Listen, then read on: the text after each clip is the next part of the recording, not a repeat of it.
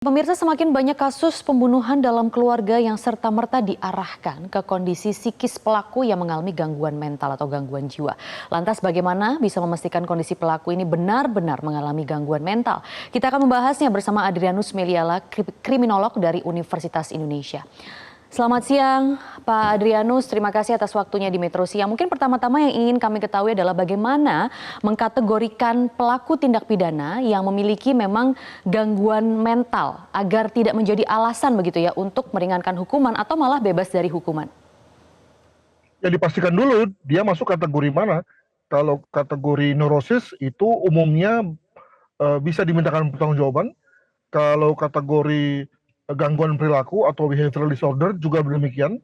Namun kalau masuk dalam kategori psikotik ya umumnya tidak dapat dimintakan pertanggungjawaban. Jadi sekali lagi dia assess dulu, dia establish oleh ahli, lalu kemudian dari situ kemudian hakim bisa membuat suatu keputusan formal bahwa yang bersangkutan tidak bisa dipidana. Demikian. Oke, lalu apa perbedaan sebenarnya antara ODGJ dan juga gangguan mental begitu ya?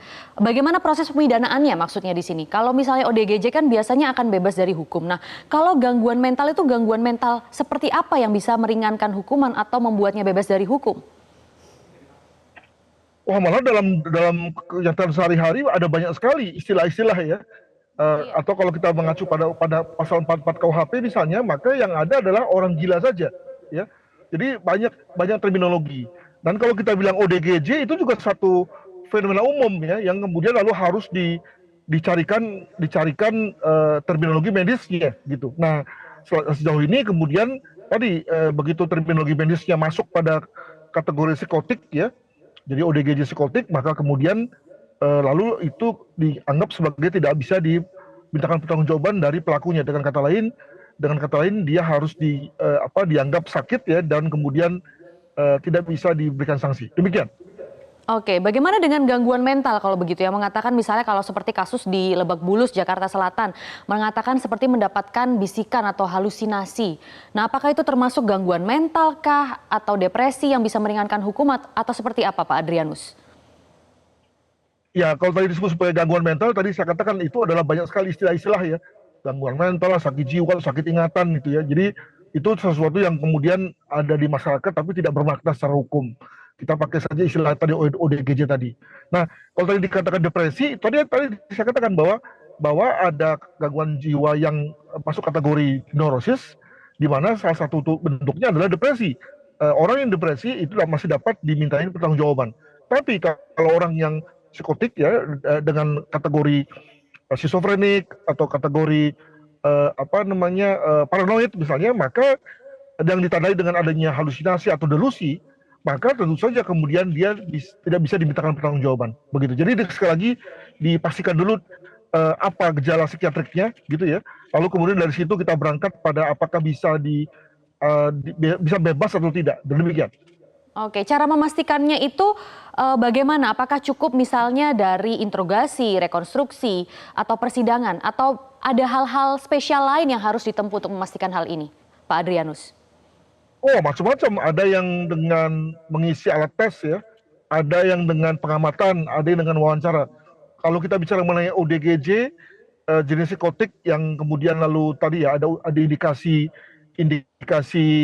halusinasi misalnya atau delusi misalnya, maka bukan biasanya ya, ada saja situasi di mana si yang bersangkutan itu diletakkan dalam satu ruangan selama beberapa hari dan kemudian diamati.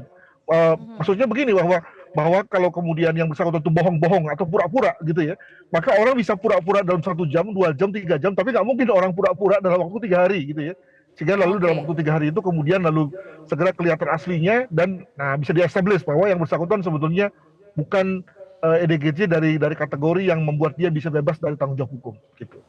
Baik, Pak Adrianus, kita juga kembali lagi nih ke kasus yang memang menggemparkan, yaitu yang terjadi di Lebak Bulus, di mana remaja 14 tahun menikam ayah dan neneknya hingga tewas dan membuat ibunya sampai kritis begitu. Nah, ini dia mengatakan mendapatkan halusinasi semacam bisikan. Nah, ini bisa dikategorikan ke gangguan mental atau ini merupakan alasan pelaku? Ya tentu kalau sudah kalau anak kecil 14 tahun mengatakan begitu, saya kok ya agak yakin bahwa memang itulah yang terjadi ya. Tapi untuk supaya pastinya memang harus diadakan pemeriksaan psikiatrik psikologi tadi.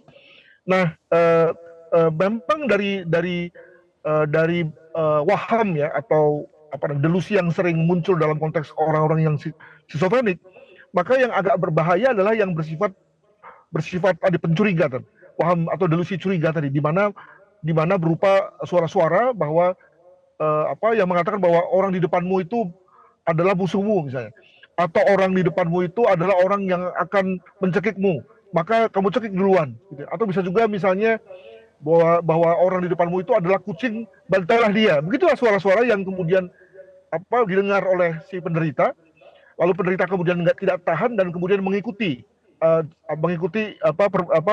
suara-suara tersebut. Nah, maka kemudian lalu dalam rangka pertanggungjawaban pidananya misalnya, maka ada aneka macam standar ya yang kemudian lalu diperkenalkan oleh dunia psikologi, yang kemudian lalu diharapkan para ahli hukum menerimanya. Sebagai contoh misalnya standar M. Nachton.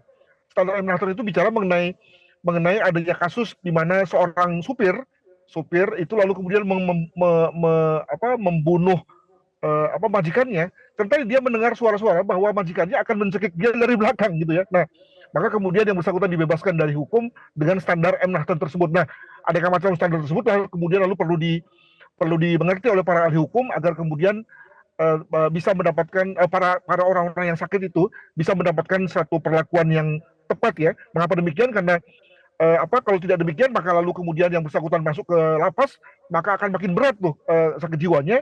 Ada dengan kata lain, kalau memang dia sudah mendapatkan semacam pengecualian, maka kemudian dia lalu dimasukkan dalam rumah sakit jiwa. Demikian. Oke, kalau misalnya kita berkaca juga ke kasus Bogor, ada polisi yang membunuh ibunya dengan tabung gas LPG. Ini ada keluarga yang mengatakan juga bahwa polisi tersebut ini mengalami gangguan jiwa. Nah, di sisi lain, apakah itu bisa dibenarkan? Tapi dia adalah seorang oknum polisi. Bagaimana seorang oknum polisi bisa memiliki gangguan jiwa? Ya tadi kan gangguan jiwa macam-macam, tadi saya katakan kan. Okay. Nah, mungkin tampilannya sama ya, menceracau, lalu kemudian pandangan kosong, bisa berdiri berjam-jam melihat satu fokus. Demikian juga mungkin bisa ngomong sendiri. Tapi itu kan satu hal yang bersifat tampak luar. Nah, kita para ahli tentu saja tidak cukup ya hanya dengan melihat tampak luar saja. Ada juga kemungkinan para pelaku itu kemudian lalu karena merasa bahwa orang gila ya, orang sakit jiwa itu kemudian dibebaskan dari tanggung jawab hukum, maka lalu kemudian berpura-pura juga ya, tertawa sendiri dan seterusnya. Maka perlu diadakan satu pemeriksaan yang lebih thorough ya, lebih dalam dan komprehensif. Tadi saya katakan ada yang dengan cara pemeriksaan melalui alat, melalui pengamatan, wawancara dan seterusnya. Nah, barulah kemudian kita tahu dia jenis apa, jenis gangguan jiwa yang memang pelakunya bisa bertanggung jawab atau yang tidak. Nah, pada konteks si polisi, maka kemungkinan dugaan saya adalah bahwa dia sebetulnya kan orang yang mampu melakukan berbagai macam peran sosial. Dia bisa jadi polisi, dia bisa jadi anak. Nah, tapi ketika kemudian yang bersangkutan membunuh ibunya, nah pasti ada sesuatu hal yang kemudian bisa membuat yang bersangkutan tidak bisa bertahan dan kemudian membunuh. Demikian. Baik, artinya harus banyak ahli yang terlibat dan memastikan ini benar-benar bukan tren untuk meringankan atau membebaskan dari hukuman ya. Kriminolog Universitas Indonesia, Adrianus Meliala, terima kasih untuk informasinya di Metro Siang. Jelajahi cara baru mendapatkan informasi. Download Metro TV Extend sekarang.